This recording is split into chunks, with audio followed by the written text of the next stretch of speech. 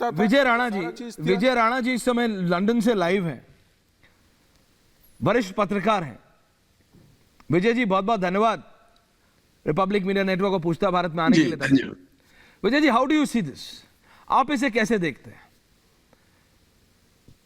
Is it देखिए पहली चीज तो यह है कि टेलीविजन का एक मूल मंत्र यह है कि जितना कंट्रोवर्शियल बनाएंगे आप उसको उतने ज्यादा लोग देखेंगे। तो एक तो पहली तो कहना चाहिए प्रेरणा बीबीसी को इस बात से मिली, उनको मालूम था कि जब ये डॉक्यूमेंट्री आएगी तो भारत के जो प्रधानमंत्री हैं, जो शायद इतिहास के सबसे लोकप्रिय प्रधानमंत्रियों में से एक हैं, उनको लेकर के ये बवेला मचने वाला है। तो बीबीसी ने जो जैसा उन्होंने सोचा था तो वैसा उनको मिला दे। एक बात तो यह है। दूसरी बात जो यह हमें, यदि हम इस तस्वीर को बड़े व्यापक परिप्रेक्ष्य में देखें, आज दुनिया में जो हो रहा है, चीन से दुनिया का मोह भंग हो चुका है, रूस की वजह से और कोविड की वजह से सारी दुनिया की अर्थव्यवस्था तबाह है।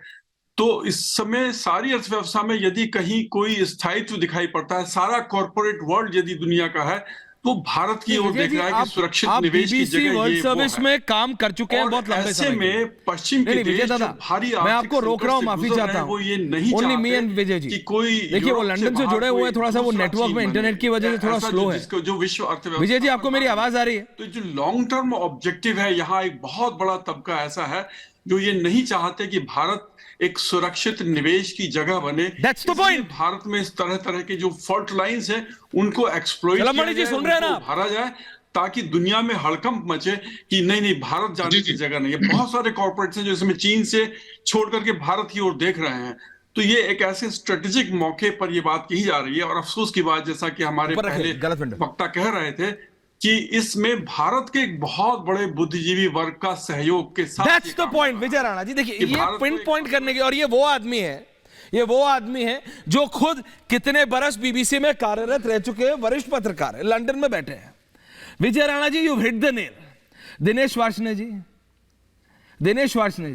उन्हें लंदन में बैठ के समझ आ रहा है सर, हम लोग हिंदुस्तान में बैठ के नहीं समझेंगे क्या हम सब? दादा दिनेश दादा, देखो ऐश्वर्या, हाँ दादा, ऐश्वर्या जी देखो 4-5 पॉइंट मुझे सिर्फ कहने, अगर आप इजाजत दें आराम से। पूरे इजाजत दादा, मैंने किसको नहीं दिया, सबको, आपको भी है, प्लीज बोलिए। भारत क्या है, मोदी जी विश्व नेता है या नहीं है, वो एक अलग चीज है, वो एक अलग नैरेटिव है। चलो सुनिएगा आराम से। है कि क्या जनरल जमीरुद्दीन शाह ने जो अपनी किताब लिखी है गॉस्पल ट्रूथ, की आर्मी को 24 घंटे तक मोदी जी ने वहां पे अहमदाबाद एयरपोर्ट पे व्हीकल्स नहीं दिए, जो वाजपेयी जी ने मिलिट्री भेजी थी राइट्स को कंट्रोल करने के लिए।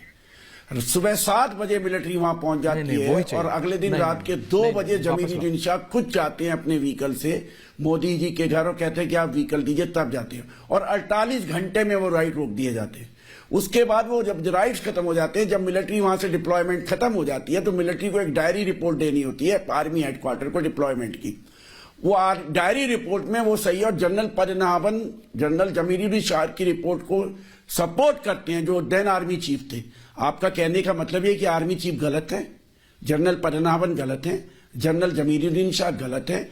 यही बीजेपी वाले जब क्या कहते हैं, ये जो बच्ची जिसका रेप हुआ था, उस पर जब बीबीसी ने एक डॉक्यूमेंट्री बनाई तो उसको फॉरवर्ड कर रहे थे, सपोर्ट कर रहे थे। मैं कोई बीबीसी का समर्थक नहीं हूँ, मैं किसी साम्राज्यवादी मीडिया का या गोदी मीडिया का समर्थक नहीं, हिंदुस्तान में झूठ बोल रहे हैं। पर यही बीजेपी वाले बीबीसी वाले को कवर किया है, उस समय के सेना प्रमुख ने ऐसी कोई रिपोर्ट नहीं दी है। तो ये सबसे पहले आप पद्मनाभन की बात करें, रिपोर्ट कहाँ है? एसआईटी ने जांच की, क्या उसके सामने रिपोर्ट आई है? पिछले दिनों सुप्रीम कोर्ट ने फैसला दिया और सुप्रीम कोर्ट ने ये कहा कि कहीं से किसी तरह से एक भी प्रमाण ऐसे नहीं मिल रहे हैं जिससे माना जाए कि उस समय के शासन ने एक पांड्या का मर्डर की बातें कर रहे हैं, उसमें इसलिए टोका था कि ये बिल्कुल गलत है। आप भी पत्रकार हैं, आपने कभी देखा है कि हमारे सेना के किसी प्रमुख ने गुजरात दंगों पर कोई रिपोर्ट दी हो? हम लोगों ने इतना काम किया, हमारे सामने तो नहीं आया है, नहीं, इनके सामने सुप्रीम कोर्ट में नहीं आया है, एसआईटी में नहीं आया है।